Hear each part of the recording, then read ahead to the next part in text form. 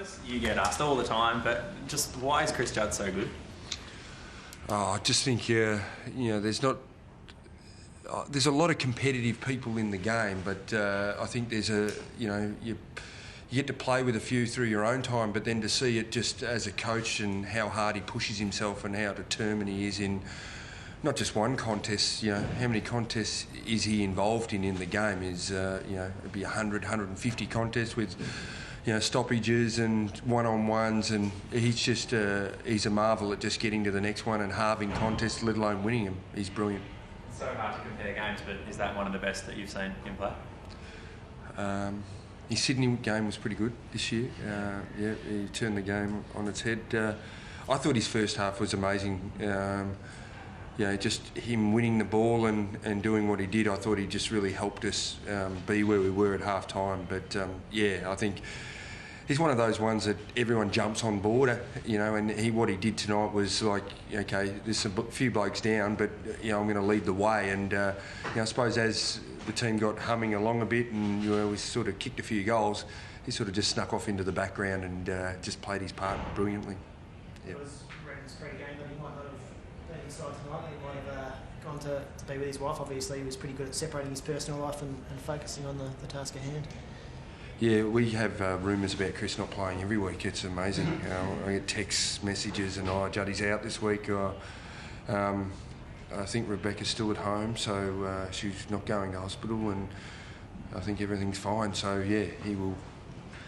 Hopefully, he can. In a couple of hours, they might head off and go and have the baby, and then he'll be at training on Monday, which would be great. His performances last year were obviously worthy of the Brownlow. Did you think he had it in him to actually take his game to the next level? It's amazing whether, even with internally, things can change a little bit with a challenge from someone with, coming from under you. And I'm talking to Mark Murphy, and Chris is always.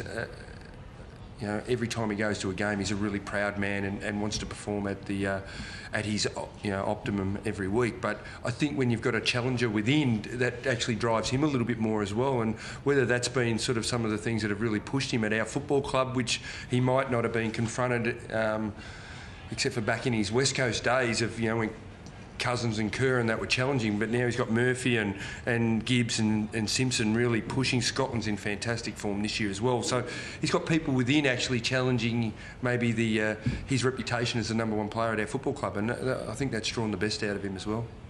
You were probably running around when Sauce took that amazing mark against Collingwood. How do you compare Andrew Walker's tonight? That's the biggest mark I've ever seen. It was I said to him, stay on the ground a bit more at half time, because I thought he was flying at everything, and he sort of looked at me when he ran off and said, is that okay? And I said, yeah, that's okay when you do that. But he seemed to get the lift. I think what's the young fellow Carlisle or whatever is 186, 7, whatever it is, and he got the leap and like he was up there forever. So, amazing mark. And then you think of maybe in the one night we might have mark of the year and goal of the year, because Betts' goal was... that was phenomenal. Been a little bit scratchy over the last fortnight or month. Just a total team performance, at least in the second half. Yeah, we sort of spoke about we had some good players in the last month that had played spasmodically, like through the team, but we sort of hadn't had this collective output of getting sort of really good 15, 16 contributors to the team, let alone. It's pretty hard to get 21 or 22 on any given day. So we sort of wanted to make sure that we weren't carrying too many passengers, and probably that's what we thought. We had some really good performances, from individuals, but collectively we weren't as unified from an output point of view, and that was something that we thought, we need to make sure that no one's jumping on the bus, you could say, and not really paying for their ticket, because tonight was really important to make sure that we got everyone to contribute across the board. When you went into half-time, were you confident it was going to happen? I mean, you had so many more, I think it was like 10 more inside 50s, and you were creating so many opportunities, and they just obviously came in a rush in that third quarter when you converted. Were you happy with how it was going at half-time? We thought our inside 50 kicking the opportunity of the last kick sort of forward of centre, we really blundered, you could say. I think Jeffy went for Eddie and it got cut off, and Gibbs was had an opportunity to really go quick and played slow. So we thought it was in our own hands to maybe change that. And defensively, there was two aspects that we had to change, and I thought we did that really well. And I won't give opposition teams, let them have a look at the tape. But there were things that I thought were just a little bit poor at in the game. Yep. Also, your structure, how much space you had in the forward line. The forwards were fantastic, but they had so much room to move. Yeah, it was. It's one of those ones. I thought it was really encouraging to see Matty Cruiser take those marks in the third quarter. That was a real plus for us on the night, because I don't think he's that far away. But it's just great to have Betts and Garlett when they're coming up at the ball and can come out the back. And I think that throws a little bit more of a headache at the opposition teams. And probably forward of centre, we'd been a little bit stagnant in the last month.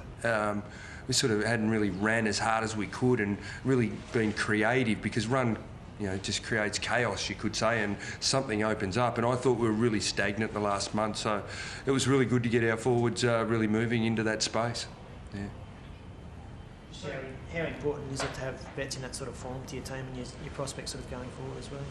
It's always good for players to, I think that's a career high. I think he never kicked over 5 goals in a game, so now he's got 8. So.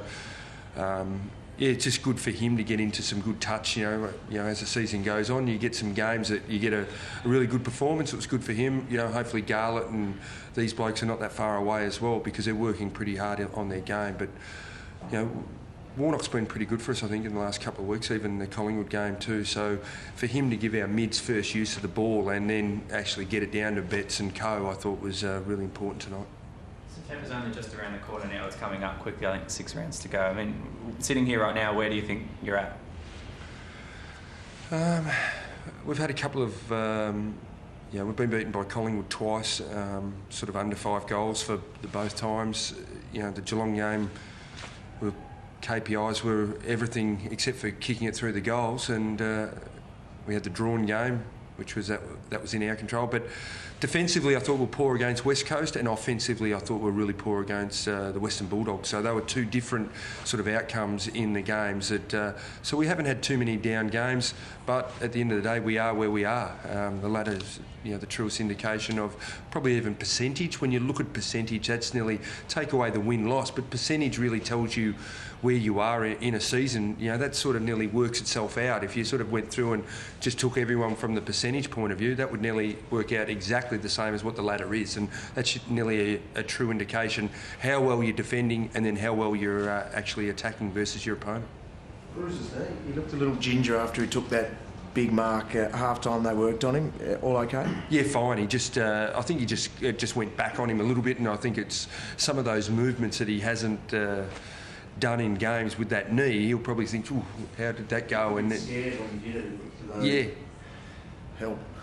So they're the things that he'll probably have to go through in the, always in the first 12 months. I know Jared had a couple of times he jumped and went, "Ooh," and it just gave him a little bit of a scare, but nothing will come of it probably.